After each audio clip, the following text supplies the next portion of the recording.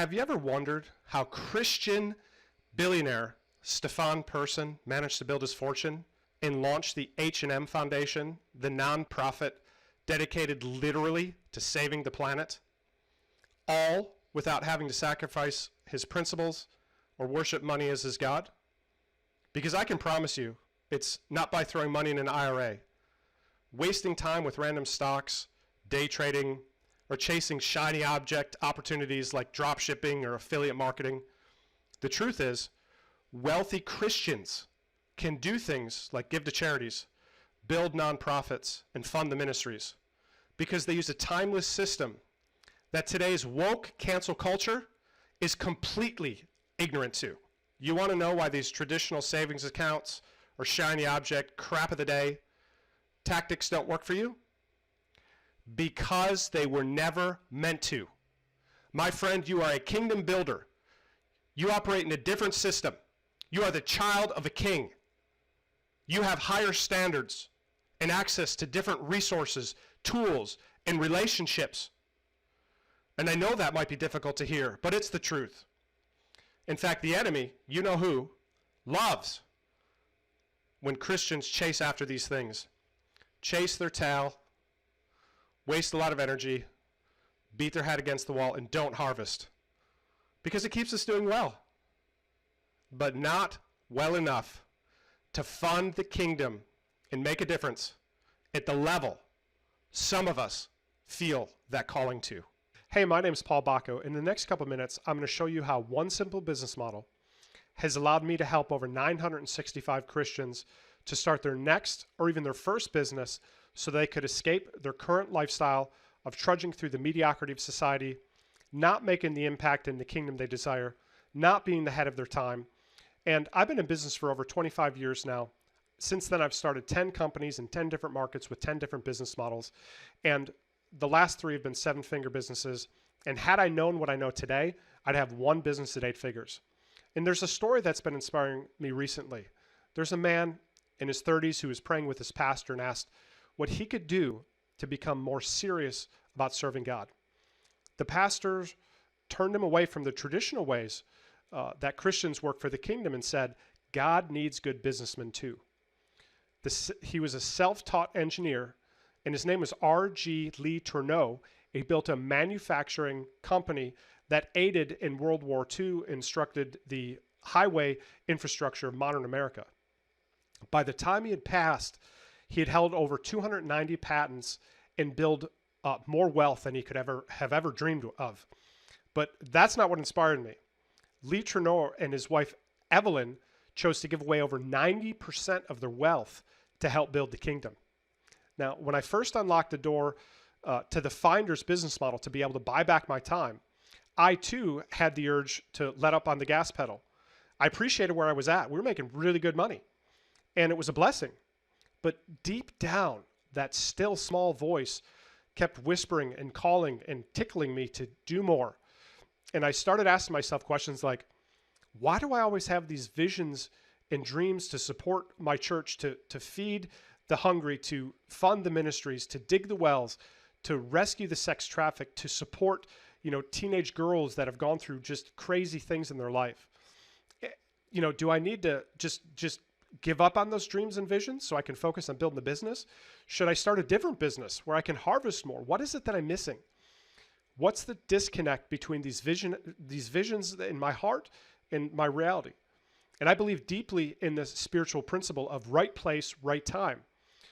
That no matter where we are, we're always in the right place at the right time. And please listen carefully to this next part. Listen, if we're feeling the draw from God to do more, build more, serve more, harvest more, create more, we need to start taking those dreams and visions more seriously. Listen, we should honor that calling. And I'm telling you this because I too had those same callings. And if I'd caved in to the pressure to ease up, if I'd fallen to the deceptive whisper of the enemy and settled and stopped growing, harvesting and going after more, then I'd still be trudging through my day-to-day and accepting society's path of mediocrity. Listen, the devil loves it when Christians are happy. Let me say that again. The devil loves it when Christians are content. We have not been called to be content. We have been called to be warriors. And if you look at God's kingdom, his physical natural world, you see that there is no plant or animal that stops growing, that stops producing more, that stops multiplying. The apple tree doesn't pop off a couple apples and it's like, yeah, I'm done. It provides an overabundance, right? The Bible talks about how men shall give to our bosom, pressed down, shaken together, pressed down, shaken together, running over. And so when us Christians get happy at 75 grand or 50 grand or 150 grand or 200 grand, and we're like, I've got enough, that is wrong. We should keep pressing in for more so that we can sow into the kingdom. In the kingdom, it's a seed time harvest principle. So when we can sow financially into the kingdom, we can reap financially from the kingdom. And that's an amazing thing, and that's how God created it, right? Money in the hands of good people is good. It's the love of money that's the root of all evil. It's not money. Okay? But I didn't quit. I kept my hand to the plow, believing, praying, hoping, working, bleeding, crying, sweating, submitting, and resting. Since then, we've not only been able to give a large portion of our income to his kingdom, but I've also been fortunate enough to work with over 965 Christian entrepreneurs to help them to do the same thing. And it was all built around the Finder's business model that I discovered years ago. And it's amazing because this past year, we got a special note from our pastor thanking us. When most people were pulling back, we were pressing into our giving. And it's so important that we have a business model so that we can experience all that God designed for our lives without sacrificing the good life. And all it took was working like it was up to me, but praying like it was up to God. Unplugging myself from the world system of limitations and satisfaction and plugging myself into the kingdom system to the best of my ability. Now listen, not everybody's called to be in business. And just like God doesn't force everyone to accept his covenant of wealth, he doesn't force that on us. But if you sense that calling, then we should tend to that with passion, counsel, and supernatural wisdom. That's why I've put together what I've learned over the last 25 years, analyzing over 150 different business models, and condense it down to just three keys. It's called the Christian Entrepreneur Manifesto, and it contains these 3 keys along with some step-by-step walkthroughs and demonstrations. And look, there's no opt-in required, okay?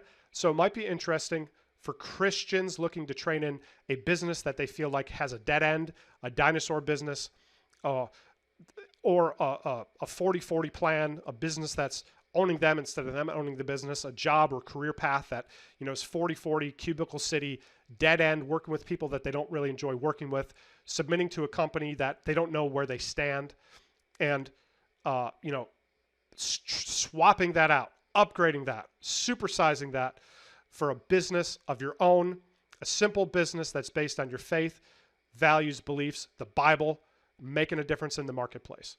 So are you ready to fight the good fight with my team and I? Click the button below. Hope to hear from you soon, and have a blessed day.